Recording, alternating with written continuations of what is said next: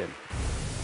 Threats in the wake of bin Laden's death have spiked. Famine in Somalia. Police pepper spray. Vicious cartels. Costa Cruise Line. Societal decay. 65 dead. Tsunami warning. Cyber attacks. Drug war. Mass destruction. Tornado. Recession. Default. Doomsday. Egypt. Syria. Crisis. Death. Disaster. Oh my God. So those are just a few of the clips I collected over the last 6 months. Could have easily been the last 6 days or the last 6 years. The point is that the news media preferentially feeds us negative stories because that's what our minds pay attention to. And there's a very good reason for that. Every second of every day, our senses bring in way too much data that we can possibly process in our brains. And because nothing is more important to us than survival, the first stop of all of that data is an ancient sliver of the temporal lobe called the amygdala. Now, the amygdala is our early warning detector, our danger detector. It sorts and scours through all of the information, looking for anything in the environment that might harm us. So given a dozen news stories, we will preferentially look at the negative news. And that old newspaper saying, if it bleeds, it leads, is very true. So given all of our digital devices that are bringing all the negative news to us 7 days a week, 24 hours a day, it's no wonder that we're pessimistic. It's no wonder that people think that the world is getting worse. But perhaps that's not the case. Perhaps instead, it's the distortions brought to us of what's really going on. Perhaps the tremendous progress we've made over the last century by a series of forces are in fact accelerating to a point that we have the potential in the next 3 decades to create a world of abundance. Now, I'm not saying we don't have our set of problems. Climate crisis, species extinction, water and energy shortage, we surely do. And as humans, we are far better at seeing the problems way in advance, but ultimately, we knock them down. So let's look at what this last century has been to see where we're going. Over the last 100 years, the average human lifespan has more than doubled. Average per capita income adjusted for inflation around the world has tripled. Childhood mortality has come down a factor of 10. Add to that the cost of food, electricity, transportation, communications have dropped 10 to 1,000-fold.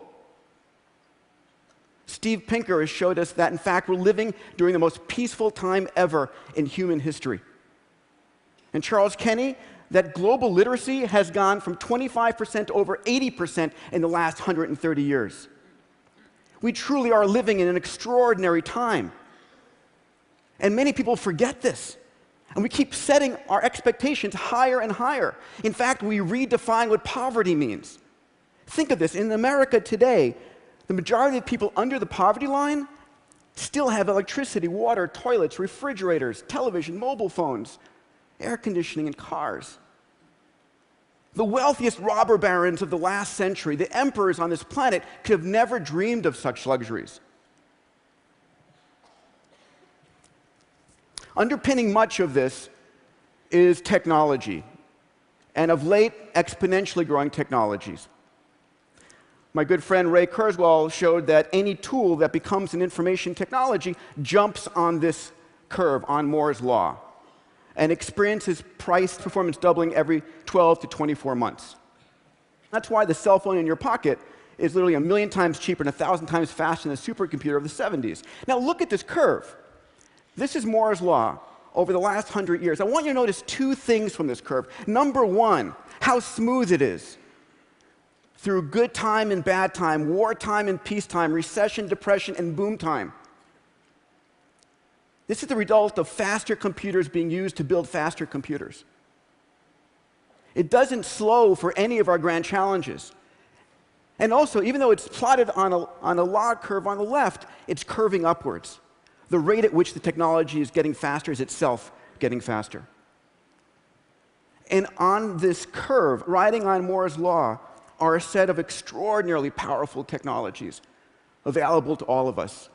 Cloud computing, what my friends at Autodesk call infinite computing, sensors and networks, robotics, 3D printing, which is the ability to democratize and distribute personalized production around the planet, synthetic biology, fuels, vaccines, and foods, digital medicine, nanomaterials, and AI. I mean, how many of you saw the winning of Jeopardy by IBM's Watson? I mean, that was epic. In fact, I scoured the headlines looking for the best headline in a newspaper I could, and I love this: Watson vanquishes human opponents. Jeopardy is not an easy game. It's about the nuance of human language. And imagine, if you would, AIs like this on the cloud, available to every person with a cell phone. 4 years ago here at TED, Ray Kurzweil and I started a new university called Singularity University. And we teach our students all of these technologies, in particular, how they can be used to solve humanity's grand challenges. And every year, we ask them to start a company or a product or a service that can affect positively the lives of 1 billion people within a decade. Think about that, the fact that literally a group of students can touch the lives of 1 billion people today. 30 years ago, that would have sounded ludicrous. Today, we can point at dozens of companies that have done just that. When I think about creating abundance, it's not about creating a life of luxury for this planet. It's about creating a life of possibility. It is about taking that which was scarce and making it abundant. You see, scarcity is contextual, and technology is a resource-liberating force. Let me give you an example. So this is a story of Napoleon III in the mid-1800s. He's the dude on the left. He invited over to dinner the king of Siam. All of Napoleon's troops were fed with silver utensils. Napoleon himself with gold utensils. But the king of Siam, he was fed with aluminum utensils. You see, aluminum was the most valuable metal on the planet, worth more than gold and platinum. It's the reason that the tip of the Washington Monument is made of aluminum. You see, even though aluminum is 8.3% of the Earth by mass, it doesn't come as a pure metal. It's all bound by oxygen and silicates. But then a technology of electrolysis came along and literally made aluminum so cheap that we use it with throwaway mentality. So let's project this analogy going forward. We think about energy scarcity.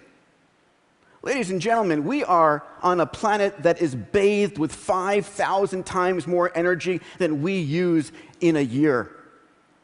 16 terawatts of energy hits the Earth's surface every 88 minutes. It's not about being scarce, it's about accessibility. And there's good news here. For the first time this year, the cost of solar-generated electricity is 50% that of diesel-generated electricity in India. 8.8 rupees versus 17 rupees. The cost of solar dropped 50% last year. Last month, MIT put out a study showing that by the end of this decade, in the sunny parts of the United States, solar electricity would be 6 cents a kilowatt hour compared to 15 cents as a national average. And if we have abundant energy, we also have abundant water. Now, we talk about water wars. Do you remember when Carl Sagan turned the Voyager spacecraft back towards the Earth in 1990 after it just passed Saturn? He took a famous photo. What was it called? Right, a pale blue dot. Because we live on a water planet. We live on a planet 70% covered by water. Yes, 97.5% is salt water, 2% is ice, and we fight over 0.5% of the water on this planet. But here, too, there is hope. And there is technology coming online not 10, 20 years from now, right now. There's nanotechnology coming on, nanomaterials. And the conversation I had with Dean Kamen this morning, one of the great DIY innovators I'd like to share with you, he gave me permission to do so. His technology called Slingshot, that many of you may have heard of, it's the size of a small dorm room refrigerator. It's able to generate 1,000 liters of clean drinking water a day out of any source, salt water, polluted water, latrine, at less than 2 cents a liter. The chairman of Coca-Cola has just agreed to do a major test of hundreds of units of this in the developing world. And if that pans out, which I have every confidence it will, Coca-Cola will deploy this globally to 206 countries around the planet. This is the kind of innovation, empowered by this technology, that exists today. And we've seen this in cell phones. My goodness, we're going to hit 70% penetration of cell phones in the developing world by the end of 2013. Think about it, that a Maasai warrior on a cell phone in the middle of Kenya has better mobile comm than President Reagan did 25 years ago. And if they're on a smartphone on Google, they've got access to more knowledge and information than President Clinton did 15 years ago. They're living in a world of information and communication abundance that no one could have ever predicted. Better than that, the things that you and I spent tens and hundreds of thousands of dollars for, GPS, HD video and still images, libraries of books and music, medical diagnostic technology, are now literally dematerializing and demonetizing into your cell phone. Probably the best part of it is what's coming down the pike in health. Last month, I had the pleasure of announcing with Qualcomm Foundation something called the $10 million Qualcomm Tricorder X Prize. We're challenging teams around the world to basically combine these technologies into a mobile device that you can speak to, because it's got AI, you can cough on it, you can do a finger blood prick, and to win, it needs to be able to diagnose you better than a team of board-certified doctors. So literally, imagine this device in the middle of the developing world where there are no doctors, 25% of the disease burden and 1.3% of the healthcare workers.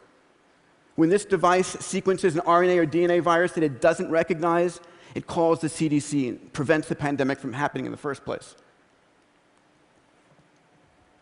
But here is the biggest force for bringing about a world of abundance. I call it the rising billion. So the white lines here are population. We just passed the 7 billion mark on Earth. And by the way, the biggest protection against a population explosion is making the world educated and healthy. In 2010, we had just short of 2 billion people online connected. By 2020, that's going from 2 billion to 5 billion internet users. 3 billion new minds who have never been heard from before are connecting to the global conversation. What will these people want? What will they consume? What will they desire? And rather than having an economic shutdown, we're about to have the biggest economic injection ever. These people represent tens of trillions of dollars injected into the global economy. And they will get healthier by using the tricorder, and they'll become better educated by using the Khan Academy, and by literally being able to use 3D printing and infinite computing more productive than ever before. So what could 3 billion rising, healthy, educated, and productive members of humanity bring to us? How about a set of voices that have never been heard from before? What about giving the oppressed, wherever they might be, the voice to be heard and the voice to act for the first time ever? What will these 3 billion people bring? What about contributions we can't even predict? The one thing I've learned at the X Prize is that small teams, driven by their passion with a clear focus, can do extraordinary things. Things that large corporations and governments could only do in the past. Let me share and close with a story that really got me excited. There is a program that some of you might have heard of. It's a game called Fold It. It came out of the University of Washington in Seattle. And this is a game where individuals can actually take a sequence of amino acids and figure out how the protein is going to fold. And how it folds dictates its structure and its functionality. It's very important for research in medicine, and up until now, it's been a supercomputer problem. And this game has been played by university professors and so forth, and it's literally hundreds of thousands of people came online and started playing it, and it showed that, in fact, today, the human pattern recognition machinery is better at folding proteins than the best computers. And when these individuals went and looked at who is the best protein folder in the world, it wasn't an MIT professor, it wasn't a Caltech student, it was a person from England, from Manchester, a woman, who during the day was an executive assistant at a rehab clinic, and at night was the world's best protein folder. Ladies and gentlemen, what gives me tremendous confidence in the future is the fact that we are now more empowered as individuals to take on the grand challenges of this planet. We have the tools with this exponential technology. We have the passion of the DIY innovator. We have the capital of the techno-philanthropist. And we have 3 billion new minds coming online to work with us, to solve the grand challenges, to do that which we must do. We are living into an extraordinary decades ahead. Thank you.